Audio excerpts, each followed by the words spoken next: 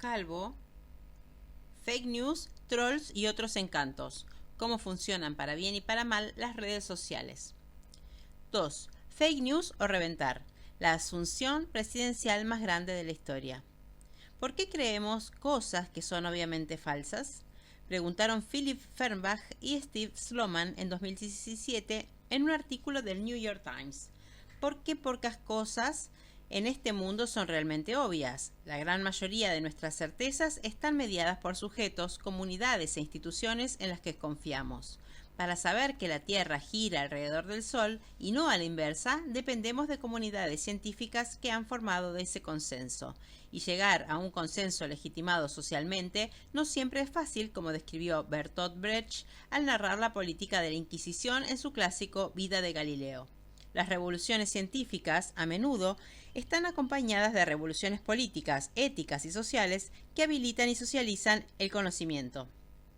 Estas batallas se ganan con el paso de las generaciones gracias a los sujetos que vienen después y se apropian de ellas, en lugar de ser aceptadas y distribuidas por sus contemporáneos. En el pensamiento filosófico de la modernidad, los conceptos como alienación, intersubjetividad o mediación describen una tenue distancia existente entre las creencias y las certezas, entre lo que afirmamos saber y aquello que de hecho sabemos, dado que las columnas que sostienen esas certezas provienen de nuestros pares, de nuestras instituciones y de nuestros antepasados. El solo sé que no sé nada socrático es reemplazado por el muy aristotélico me lo contaron mis amigos. Cuanto más alejados estamos de la evidencia, más dependemos de creencias colectivas que nos permiten conectar los puntos que median entre indicios y objetos. Nota al pie. Una de las maneras de entender la relación entre información y prejuicios se despliega en el modelo de actualización bayesiana en estadística. En este modelo, la información final, posterior, combina información previa, prior, con información estadística, likelihood o verosimilitud. Cuanto más abundante es la información estadística, menos influencia tienen las creencias previas en el resultado final. En el límite, conforme la cantidad de datos se vuelve más abundante, los prejuicios carecen de toda influencia en el posteriori. En cambio, ante la ausencia de datos, el posterior se muestra idéntico al prior o al previo. En otras palabras, la actualización de nuestras creencias negocia entre la información que recibimos y nuestros prejuicios. Sin embargo, si la información que recibimos es sesgada, el horizonte de información no se aproxima a la observación en el mundo. Para entender las ecuaciones de la mecánica cuántica, por ejemplo, necesitamos contar con una formación matemática compleja de la que dispone solo una pequeña fracción de la población. Para observar la célula, algo técnicamente inaccesible, dependemos de las herramientas creadas por otros que traducen la información que recibimos. Esta mancha en el microscopio es una célula. Para saber que un bloque parlamentario se esforzó para aprobar un proyecto de ley, dependemos de periodistas y políticos que reportan información sobre su tratamiento en comisión o en plenario. Cuando mayor es la distancia entre la señal y el ruido, ver nota al pie,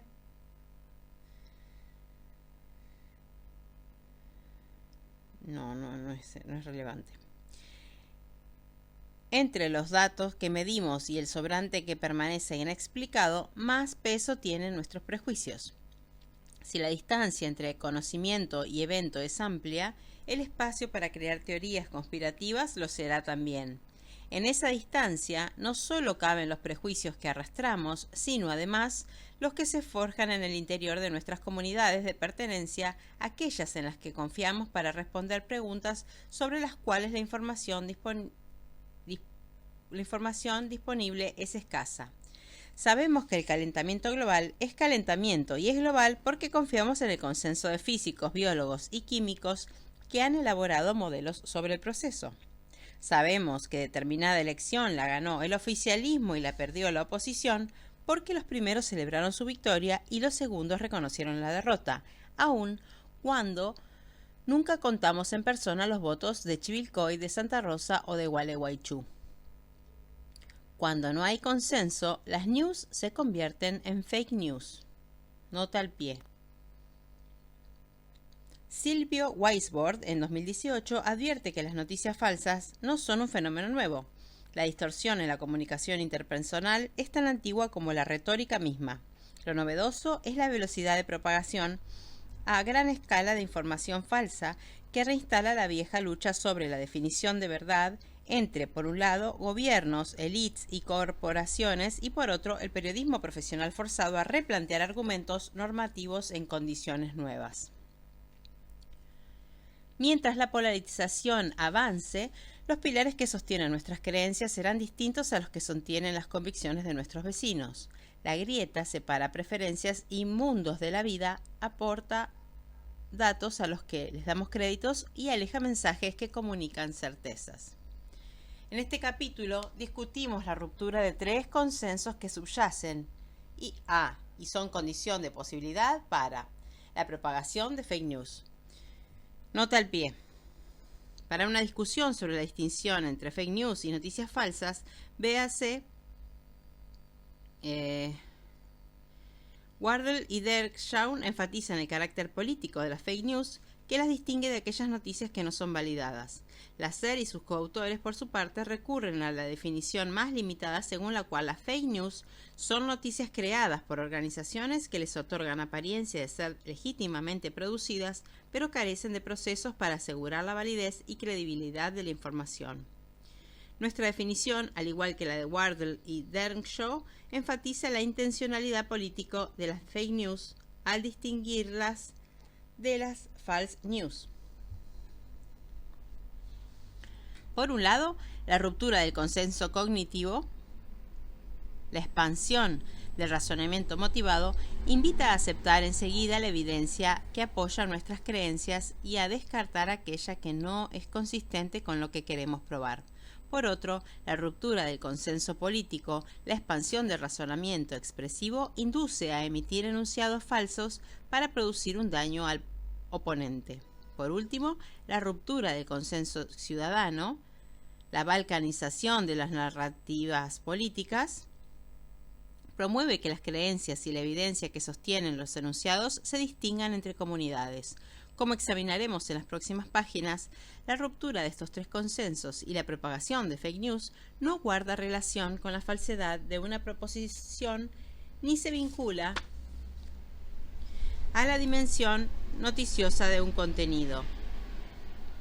La propagación de información falsa, por el contrario, es un ejercicio del poder político cuyo objetivo es dañar al oponente y energizar al militante propio. Para definirlo de modo coloquial, decimos que un razonamiento es motivado cuando solo buscamos aquellos datos que nos devuelven la respuesta que esperamos. Un razonamiento es expresivo cuando, más que transmitir información, conectamos los puntos con el objetivo de generar una respuesta o producir un efecto político. Por último, las narrativas se balcanizan cuando, en cuanto miembros de la comunidad, expulsamos de nuestras narrativas toda evidencia que no apoye las creencias que nos identifican como miembros del grupo. En definitiva, en el mundo de las fake news, buscamos datos que confirman nuestros prejuicios, los publicamos en las redes sociales con el objetivo de dañar a nuestros oponentes políticos y aceptamos que nuestras creencias y los datos fácticos que las justifican se distinguen de las que quienes nos atacan. Cuadro. Leer un tuit y abandonar la red. La unidad conceptual que estructura la teoría de la acción comunicativa de Jürgen Habermas de 1984 es el diálogo entre 2 individuos sujetos a una intención comunicativa que es sincera o que es estratégica. Un enunciado comunicativo, como es un tuit, tiene un contenido locucionario, lo que dice, un contenido ilocucionario, lo que quiso decir, y un contenido prelocucionario, lo que quiero hacer o producir. En la reinterpretación que hace Habermas de los actos del habla de J. L. Austin de 1975, la intención estratégica de un mensaje se expresa en un desdoblamiento de la intención comunicativa, según el cual el objetivo no es que se entienda el significado de lo que se dice, sino que el individuo interprete la acción que debe realizar para dar mayor utilidad a la emisión del mensaje. Cuando un troll ejerce un acto de violencia comunicacional, el objetivo no es que se entienda el contenido literal del mensaje, sino que se produzca un acto perlocucionario que expulsa al que lo recibe de la red social. El objetivo de un troll es callar a su oponente y evitar que el mensaje del otro siga circulando por la red. De ese modo, temas de discusión que no favorecen a la comunidad de pertenencia del troll desaparecen del espacio público. La intención comunicativa del troll es estratégica y busca un cambio en el comportamiento político de la víctima. La asunción presidencial más grande de la historia. El 20 de enero de 2017, en la explanada del Congreso en Washington, D.C., Donald Trump asumió como presidente de los Estados Unidos. En las horas que siguieron a la ceremonia, Trump originó otras de sus ya habituales controversias al anunciar que la participación ciudadana había sido increíblemente grande y que posiblemente constituyera un nuevo récord en la historia del país. Las declaraciones del flamante presidente no fueron bien recibidas y de inmediato comenzaron a circular imágenes que compararon la ceremonia de asunción de Trump con la de Barack Obama en 2009. Analistas independientes evaluaron que la asunción de Trump habría asistido entre 300.000 y 600.000 personas, según la forma de calcularlo, menos de la mitad de las que habrían presenciado la asunción de Obama, que por cierto tampoco había sido la más concurrida en la historia de los Estados Unidos.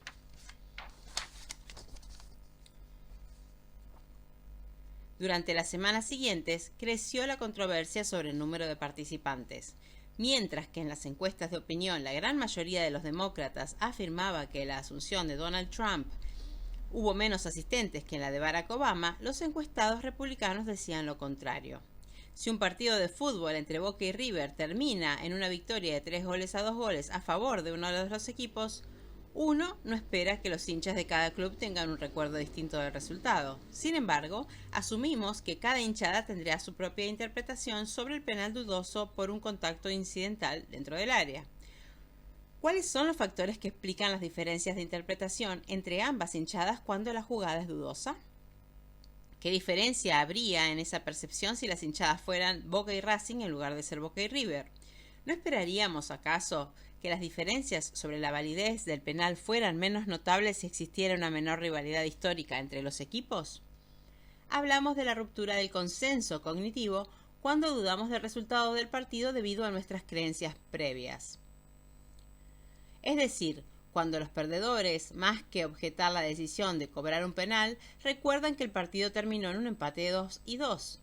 Bullock y otros, por ejemplo, muestran que demócratas y republicanos en los Estados Unidos tienen distintas creencias respecto a los hechos, o los facts, de la política de su país.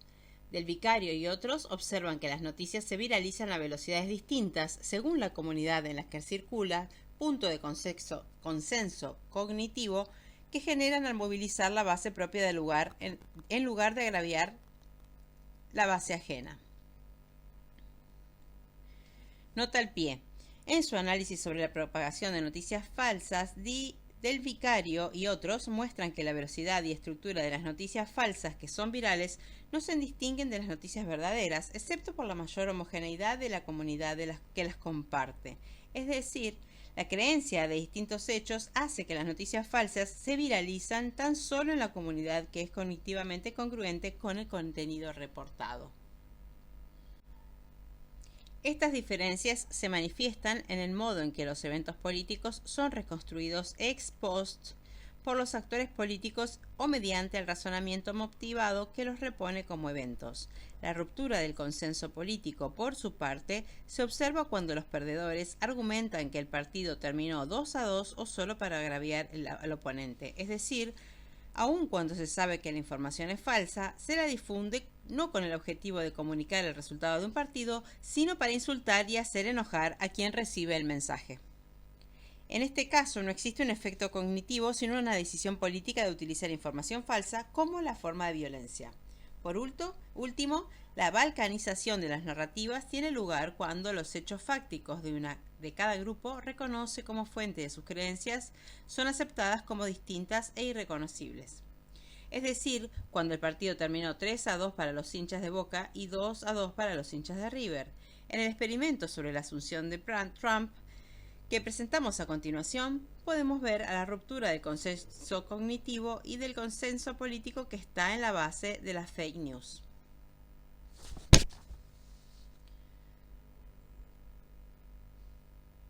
En las fotos que se presentan del experimento sobre la asunción de los dos presidentes, dice: nota, las respuestas varían de manera significativa entre demócratas y republicanos si se les pregunta qué foto tiene más gente o cuál es la ceremonia de la asunción de Trump.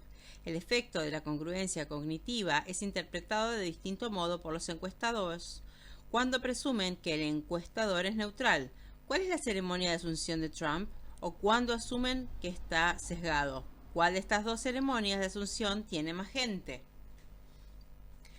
El experimento de la asunción de Trump. Para identificar el origen de las creencias de los votantes demócratas y republicanos, Schaffner y Lux diseñaron un experimento de encuesta con dos tratamientos. Nota al pie. En un experimento de encuestas, cada tratamiento describe un subgrupo que recibe determinada información distinta a la que se le entrega al otro. El objetivo es comparar el efecto de distintos encuadres en la interpretación de ambos grupos de encuestados.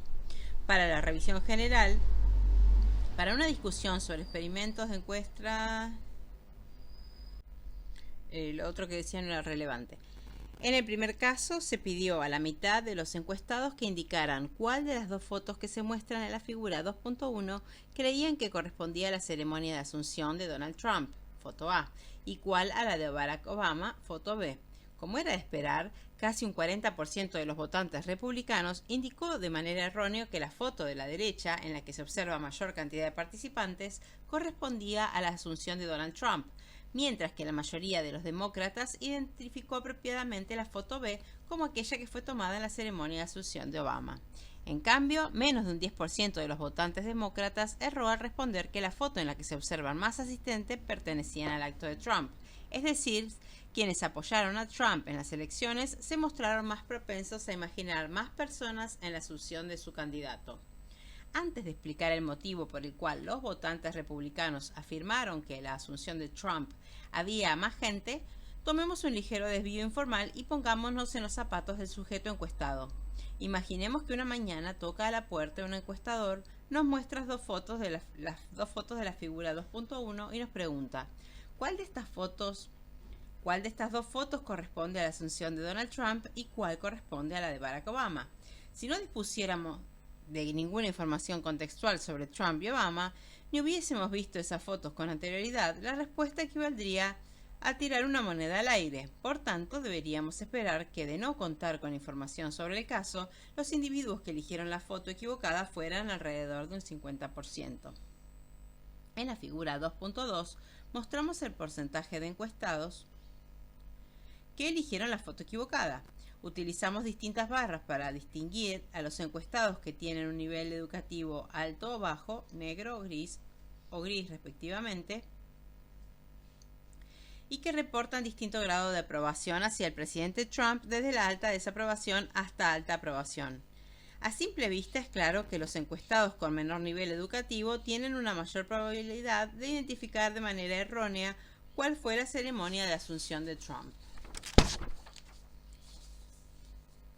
Nota: a menor educación y mayor apoyo a Trump, más cantidad de encuestados identifican la imagen equivocada, como la asunción de Trump. A menor educación se incrementa el porcentaje de error, cercano al 50%. Imaginemos que cuando el encuestador nos muestra la foto recordamos algo de la controversia suscitada cuando Donald Trump afirmó que en su asunción había sido la más concurrida de la historia. Dicho que los demócratas cuestionaron, dado que los votantes republicanos están expuestos a una significativa cantidad de contenidos producidos por medios de comunicación republicanos y en menor medida a noticias provenientes de medios demócratas, un número mayor de republicanos dará por sentado que en la asunción de Trump asistió más gente. Observemos, por ejemplo, el tuit que escribió @GoldenGateBlondie, en el que compara una foto publicada por el vicepresidente Mike Pence, @BP, con otro tomada desde el costado de la escena donde se ven las gradas vacías. Si los votantes republicanos vieran las fotos de Mike Pence, la información que recibirían sobre la asunción de Trump sería muy distinta a la percibida por quienes observaron la misma escena desde un ángulo alternativo. El hecho de que el votante republicano más informado haya estado expuesto al debate sobre la asunción de Trump también sugiere que es más probable que haya visto la foto publicada por Mike Pence y no la imagen crítica de Golden Gate Blondie. Cuanto más interesados estamos en la política, más probable es que conozcamos el caso y que por tanto nos alejemos de ese 50% de respuestas erróneas hasta llegar a un porcentaje de error cercano a cero. En el estudio que presentamos los votantes republicanos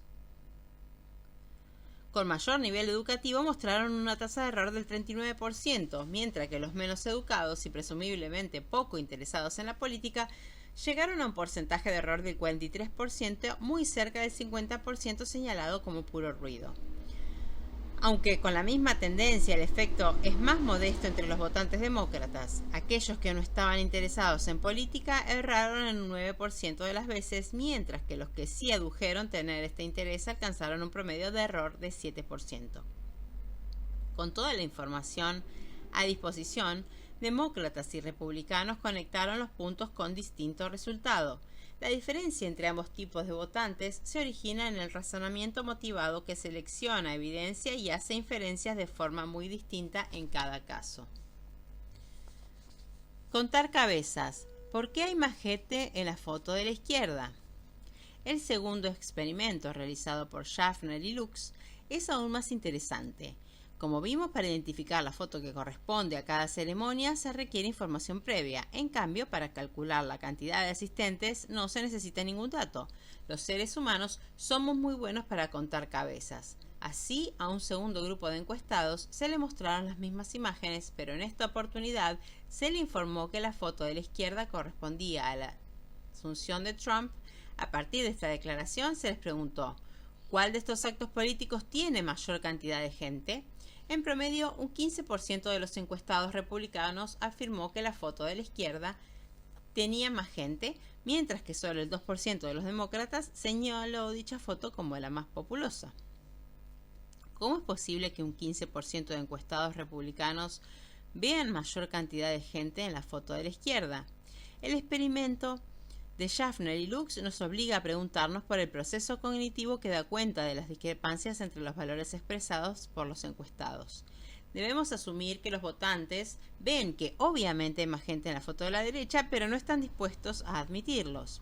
Las barras de la figura 2.3 muestran que, a diferencia del primer experimento, en el que los republicanos más instruidos tenían un menor porcentaje de error, aquí los republicanos con nivel educativo más alto respondieron equivocadamente que había más gente en la foto de la izquierda. Es decir, que si pensamos que la respuesta de los encuestados fue honesta, los republicanos más educados tendrían menos habilidad para contar cabezas que los republicanos menos educados. Está claro que no se trata de un problema cognitivo. Describimos como razonamiento expresivo la respuesta de los republicanos que encuentran más gente en la foto de la izquierda porque está motivada por la voluntad de insultar al presunto demócrata que realiza la pregunta. Consideremos que a una encuesta se le muestran dos fotos, una de las cuales hay obviamente más individuos que en la otra. Dado que la diferencia es clara, el votante republicano sospecha de la motivación del encuestador. Nota sobre la segunda encuesta. A mayor apoyo de Trump, mayor el número de encuestados que identifica la foto de la izquierda de la asunción de Trump como la más numerosa. Más importante aún, a mayor educación, mayor la tasa de error. Una opción es que el encuestado piense que la pregunta es obvia, pero debido a que algún mecanismo óptico distorsiona la imagen, su razonamiento sería: si es obvio que hay más gente en la foto de la derecha, ¿por qué me hace esa pregunta? ¿Hay algo que no estoy viendo? Es decir, el encuestado piensa que la pregunta es un juego de mente y por ende marca la foto equivocada, anticipando ser más inteligente que el encuestador. Como vimos, un grupo de individuos afirma que la foto de la izquierda es más populosa incluso entre los demócratas. Esto puede ser consecuencia de asumir que la foto está distorsionada por cuestiones como su composición, el horario en que fue tomada, el ángulo o la disposición de los participantes de la marcha. Formulemos un diálogo virtual que describa la respuesta republicana como razonamiento motivado. Encuestador. Mire, por favor, estas dos fotos. Se refiere a la figura 2.1. Dígame, ¿en cuál de ellas hay más gente? El encuestado. A primera vista parecería haber más gente en la foto de la derecha, pero hay más cosas un poco engañosas. Por ejemplo, la foto de la izquierda tiene una base blanca debajo de la gente que da mayor contraste. En la foto de la derecha, en cambio, el color de la gente y de la tierra es el mismo, por lo que se ve más poblado de lo que realmente está. Por otro lado, debe haber evidencia de que no logré ver. Si no, ¿por qué me pregunta eso? A mi juicio, la foto de la izquierda tiene más gente. Otra opción es que la pregunta sobre la cantidad de gente en las imágenes sea percibida por el encuestado como un intento explícito de insultarlo. Formulemos un diálogo virtual en que destacamos entre corchetes lo que escuche el encuestado republicano suspicaz cuando se le realiza la pregunta. En casos como este, la interpretación de una pregunta percibida como sesgada produce una respuesta expresivamente razonada. Encuestador. Mire por favor estas dos fotos. La foto de la izquierda es la ceremonia de asunción de Trump. A los fines de esta encuesta científica, realizada por una universidad, por supuesto, pro Obama, dígame, ¿en cuál de estas fotos hay más gente? Encuestado. ¿Me está cargando? Usted y yo sabemos que la foto de la izquierda, que es la foto de asunción de Trump, tiene menos gente. Si piensa que le voy a dar el placer de escucharme decir que la asunción de Trump tiene menos gente, está equivocado. ¿Sabe qué? La foto de la izquierda tiene más gente. El razonamiento expresivo no busca describir un evento, sino producir un efecto comunicacional de quien recibe el mensaje. Habermas, siguiendo a Searle, define este tipo de intercambio como un evento perlocucionario cuya intención es distorsionar la comunicación mediante un acto performativo. Nota al pie. De acuerdo con Searle, una oración performativa describe el acto de realizar una acción con palabras. Por ejemplo, si digo, te prometo que mañana pasaré por tu casa, el acto promesa está contenido en un enunciado performativo. La amenaza de muerte o la difamación de personas son también actos realizados mediante palabras. La lógica de los actos performativos puede ser extendida a todo tipo de enunciado cuya intención comunicativa sea producir un hecho en el mundo antes que transmitir información. Esta es la noción de acto perlocucionario de Habermas, en el que la intención comunicativa no es que el mensaje sea interpretado de manera correcta, sino producir un evento. Al contestar que la foto de la izquierda tiene más gente, el encuestado ejerce un acto de violencia contra quien le solicita una respuesta. Es posible que el encuestado perciba la pregunta como un acto de violencia y asuma que consultar qué fotos está más poblada constituye un insulto a su inteligencia y a su filiación política. ¿Qué distingue al razonamiento expresivo del razonamiento motivado? En primer caso, no existe un proceso cognitivo que llene el vacío de información previa, sino que prima la intención comunicativa de infligir daño sin importar si el deseo está justificado o no. El contenido informativo es secundario al acto performativo. En el razonamiento motivado, en cambio, se verifica un esfuerzo cognitivo que le otorga mayor importancia a algunos datos de la realidad y sacrifica a otros para que el resultado se ajuste a las creencias previas del encuestado. En efecto, creer información falsa o usar información falsa para infligir un daño son dos esfuerzos comunicativos muy distintos. La respuesta errónea de los republicanos en el segundo experimento, reportar que hay más gente en la foto de la izquierda, es un acto expresivo destinado a desacreditar e injuriar a quien formula la pregunta. Al afirmar que la foto de la izquierda tiene más cantidad de gente, se busca desnudar la intencionalidad política de quien formula la pregunta, percibida por el encuestado como un ataque político como parte de un académico malintencionado. En cambio, las respuestas en el primer experimento, creer de manera errónea que la foto con mayor cantidad de gente fue tomada durante la asunción de Trump, es el resultado de un razonamiento motivado que busca validar creencias previas. En nuestros intercambios cotidianos en las redes sociales, los actos de desinformación son a menudo actos de violencia en los que captamos la intencionalidad performativa del emisor del mensaje. Muchos de los usuarios republicanos que afirman que la foto de la izquierda es más populosa se sienten violentados por la pregunta y, por ende, su respuesta pretende devolver la violencia hacia el demócrata que lee la encuesta desde el otro lado de la grieta. La violencia percibida en las redes sociales cuando alguien miente devela, sin más, una comprensión correcta del objeto de quien usa la mentira en forma perlocucionaria, es decir, para distorsionar el mensaje. No se trata necesariamente de un acto de intolerancia hacia el otro ignorante, sino de una respuesta defensiva ante alguien que miente y de esa manera intenta someternos a una forma de violencia. Las fake news no son encuadres informativos destinados a convencer a los lectores, tampoco la representación de una disonancia cognitiva a la que evitamos someternos. Buscan mirar a la cara al oponente y escupir información que lo indigne, lo agravie y lo rebaje. No importa si estas fake news son desmentidas algunos minutos, horas o días más tarde. De hecho, su intención no es durar, sino lastimar. No conforman una estrategia informativa, sino un acto de bullying destinado a activar, movilizar y confrontar. El sometimiento constante a la violencia que ejercen los mensajes del otro como consecuencia de las diferencias cognitivas y del reconocimiento de las agresiones performativas explica que el concepto de fake news no sea un simple sinónimo de noticia falsa. Detrás de las fake news hay un acto político ejercido por los usuarios de alto rango, autoridades de la red, con una finalidad política y por los usuarios de bajo rango como parte de la chicana nuestra de cada día. El experimento de Schaffner y Lux pone de manifiesto de manera magistral estas dos dimensiones de las fake news, aquella que depende de nuestras creencias y la que obedece a nuestros odios.